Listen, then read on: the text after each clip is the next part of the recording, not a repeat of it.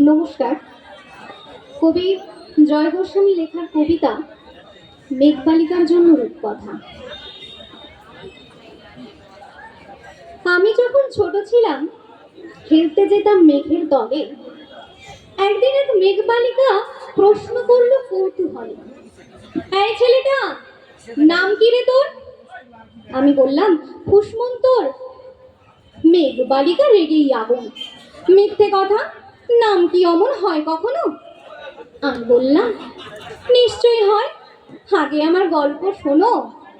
সে বলল, শুনবো না যা, সেই তো রানী, সেই তো রাজা, সেই তো একই ঢাল তলোয়ার, সেই তো একই রাজার কুমার পক্ষী রাজে, শুনবো না আর, ওসব বাজে।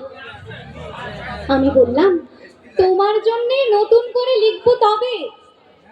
সে বলল, সত্যি লিখবি?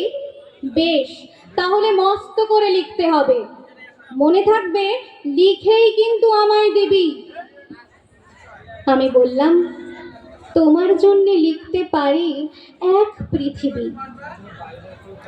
লিখতে লিখতে লেখা যখন সবে মাত্র দু চার পাতা, হঠাৎ তখন ভূত চাপলো আমার মাথায়। খুঁজতে খুঁজতে চলে গেলাম ছোটবেলার মেঘের মাঠে। গিয়ে দেখি চেনা মুখ তো একটিও ভেঙে তল্লাটে। একজনকে মনে হলো ওরই মধ্যে অন্যরকম। এগিয়ে গিয়ে বলি তাকেই, তুমি কি সেই মেঘবালিকা? তুমি কি সেই? সে বলল, মনে তো নেই, আমার ওসব মনে তো নেই। আমি বললাম, তুমি আমায় লেখার কথা বলেছিলে। সে বলল, সঙ্গে আছে, ভাসিয়ে দাও গায়ের ঝিলে।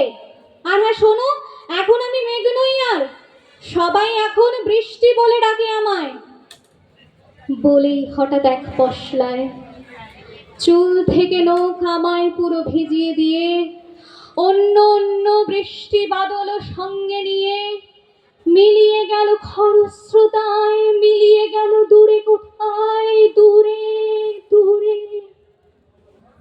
বৃষ্টি বলে ডাকে আমায়, বৃষ্টি বলে ডাকে আমায়। আপন মনে বলতে বলতে আমি কেবল বসে রইলাম, ভিজে একসা কাপড়ে জামায় গাছের তলায় বসে রইলাম। বৃষ্টি নাকি মেঘের জন্য? এমন সময় অন্য একটি বৃষ্টি আমায় চিনতে পেরে বলল, তাতে মন খারাপের কি হয়েছে? যাও, ফিরে যাও, লেখো আবার, এখন পুরো বর্ষা চলছে, তাই আমরা সবাই এখন নানান দেশে ভীষণ ব্যস্ত। তুমিও যাও, মন দাও গে তোমার কাজে, বর্ষা থেকে ফিরে আমরা নিজেই যাব তোমার কাছে। এক পৃথিবী লিখবো আমি, এক পৃথিবী লিখবো বলে ঘর ছেড়ে সেই বেরিয়ে গেলাম। ঘর ছেড়ে সেই ঘর বাঁধলাম গহন বনে, সঙ্গে শুধু কাগজ কলম, একাই থাকবো, একাই দুটো ফুটিয়ে খাবো। দু এক মুঠো ধুলো বালি যখন যারা আসবে মনে, তাদের লিখবো, লিখেই যাব। এক পৃথিবীর 100 রকম স্বপ্ন দেখার সাধ্য থাকবে যে রূপকথার, সে রূপকথা আমার একার। ঘাড় গুজে দিন লিখতে লিখতে, ঘাড় গুজে রাত লিখতে লিখতে, মুছেছে দিন মুছেছে রাত। যখন আমার লেখবার হাত অসাড় হলো, মনে পড়লো সাল কি তারিখ, বছর কি মাস, সেসব হিসেব আর রাখিনি। লেখার দিকে তাকিয়ে দেখি এক পৃথিবী লিখবো বলে একটা খাতাও শেষ করিনি। সঙ্গে সঙ্গে ঝমঝমিয়ে বৃষ্টি এলো খাতার উপর, আজীবনের লেখার উপর। বৃষ্টি এলো এই অরণ্যে, বাইরে তখন নাচছে ময়ূর, নাচছে ময়ূর আনন্দিত। এ গাছ ও গাছ উড়ছে পাখি, বলছে পাখি, এই অরণ্যে কবির জন্যে আমরা থাকি। বলছে ওরা, কবির জন্যে আমরা কোথাও, আমরা কোথাও, আমরা কোথাও হার মানিনি।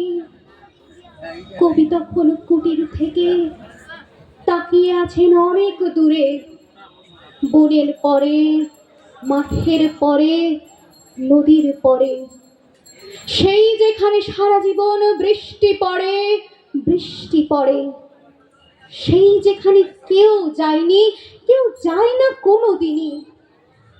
আজ সে কবি দেখতে পাচ্ছে সেই দেশে সেই ঝর্ণা তলায় এদিক ওদিক ছুটে বেড়ায় সোনায় মোড়া মেঘ হরিণী, কিশোর বেলার সেই হরিণী। নমস্কার।